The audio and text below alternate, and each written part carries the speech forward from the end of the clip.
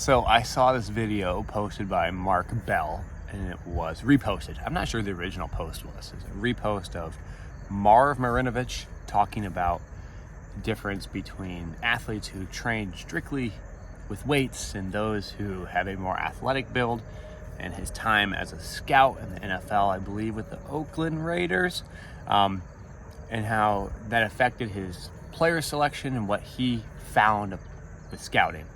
And basically, long story short, he found that when people just lifted weights and they were more muscular, they weren't always the best athlete. And I thought this is an interesting topic because it brings about a lot of observational issues we have.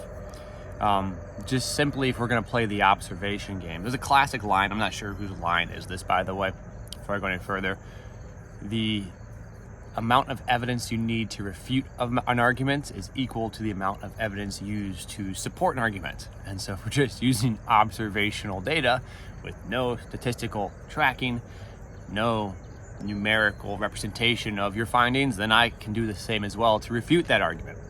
So if you're just saying observationally the most muscular athletes are not the most athletic athletes, well, Myles Garrett would like to enter into the conversation. Bo Jackson, maybe. These guys are extremely muscular, extremely athletic, and very good at their sport.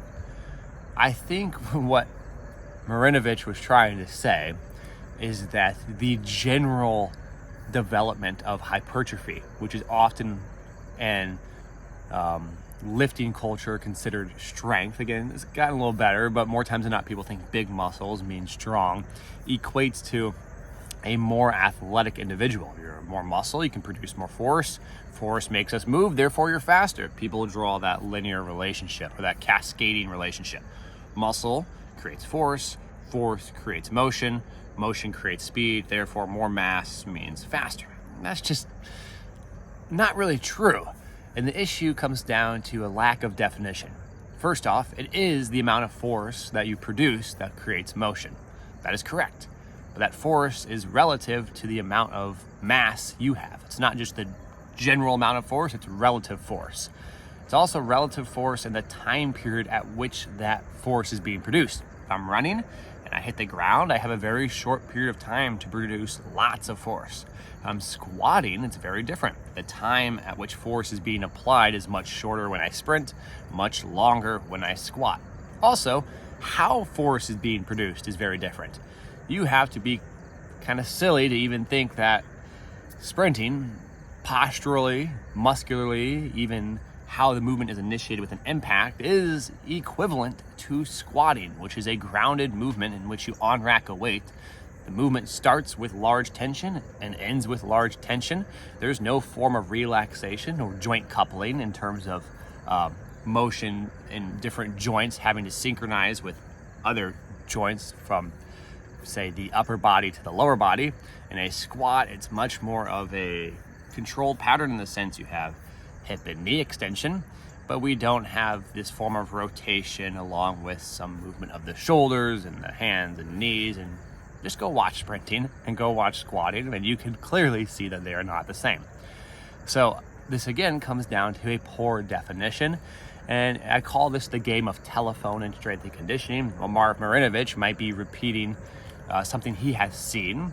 If he doesn't express every infinite detail, you as the consumer are not going to be aware of every infinite detail. If you're not informed about every infinite detail, you're going to fill in those details with your own biases and opinions.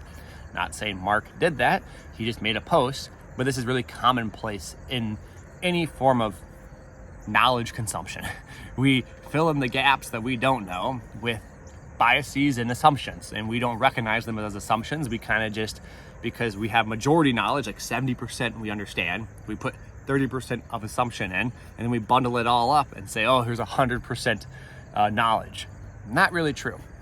It's kind of funny. It's a parallel to like the housing crisis. If you guys have seen The Big Short, where they had AA graded bonds and AAA graded bonds, even though The idea is that a graded bond, I'll be really short and quick and succinct with this, is basically a bunch of loans put together, and they say, hey, these people are going to pay off these loans. And they say, oh, well, 10% of these people actually might not pay off the loans, but because the rest is really good, we can grade it as a AA bond, AAA bond. So you take it as a whole truth. What happens is if you overestimate and you say, well, I think 90% are great loans and it's actually like 50% and the rest 50% is kind of BS and crap, then it kind of creates a catastrophe, as you saw in The Big Short. And this is the same thing that happens with knowledge and information. We have a great piece of knowledge, but then we start to fill in our own little bits, and we just keep assuming that it is AA knowledge or great, AAA knowledge, and it's really not. And then next thing you know, you go to apply it, and it just kind of crumbles apart. And so what happens here is we don't define actually what the heck it means to be a good athlete. A good athlete is about being able to express your force during the sporting context. Sporting context is really specific. Anyone's interested in more details on this, Dr. Anatoly Bondarchuk has some amazing books about this. He's one of the greatest coaches for shot putters of all time, all throwing athletes, and the Soviet era of sports. And then we also have Dr. Yuri Verkhoshansky as well. And basically, long story short, is that they determine that strength is very specific. It involves the motor skill of expressing strength, doing a little shot put there, the coordination of your limbs and timing, so that's how all the joints couple to express it, and then also the specific muscles that are being worked and how they actually are being worked during movement. Like if I'm sprinting, I hit the ground, my foot has an impact, I have a rapid stretch on my essentially whole body. You could say a big demand for vertical stiffness, but maybe a stretch in the ankle complex and the quads and so on, which is very different than if I were to squat. That is not saying squatting cannot be useful, it's just saying they're not one-to-one, and you have to understand what aspect of squatting is actually useful.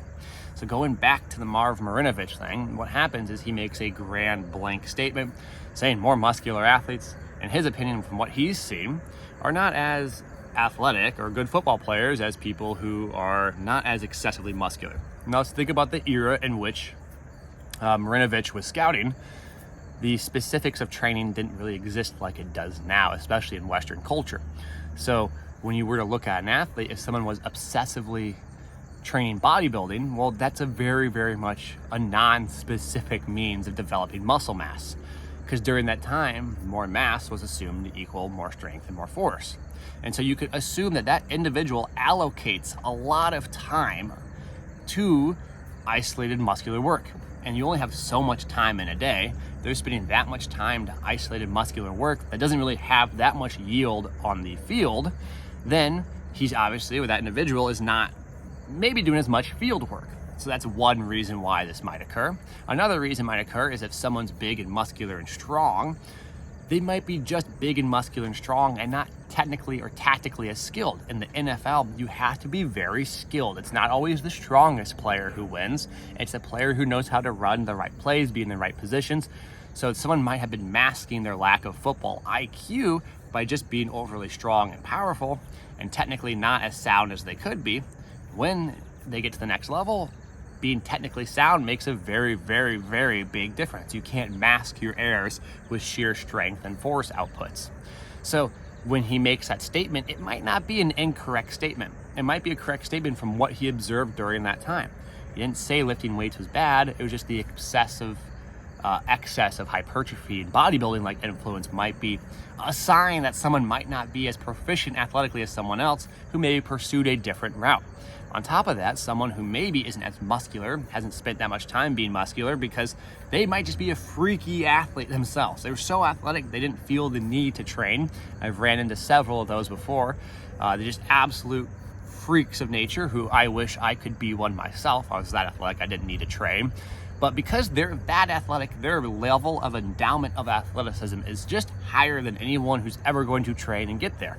And because of that, picking that person is going to be a really good option because if they just play the sport really well, all they got to do is focus on the sport and they're just a freaky athlete. So we have all these different examples and context to this discussion. But to take a single statement like Marv Marinovich and then say, this is why we shouldn't lift weights, again, not what Mark Bell said. I don't know who originally posted it, but it's common practice in our industry to do, or any industry that you are operating in, any form of knowledge consumption.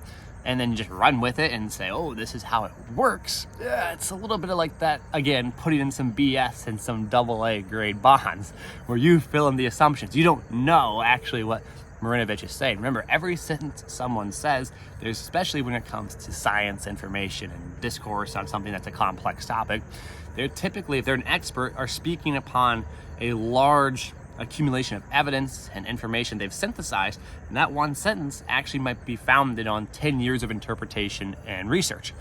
But you just take that one sentence without any of the context of that research or interpretation, and next thing you know, you don't really fully understand, I should say, where that came from, because they might be more nuances involved. They might have glossed over some specifics they didn't deem important for the specific conversation, because the person you're talking to doesn't really want to listen to you, I don't know, ramble on about the intricacies of sciences, and how your sentence that you said about someone saying, oh, I don't, think lifting weights as a great indicator of someone's athleticism, is actually much more nuanced than it actually might seem on the surface. I made an 11-minute video talking about why and why not the statement is kind of not true. So I hope that makes sense. Go check out the video. Go have your own opinion. Let me know what you think in the comments down below. I appreciate you guys as always. Take care. Hope you enjoy. And thanks for subscribing and liking these videos.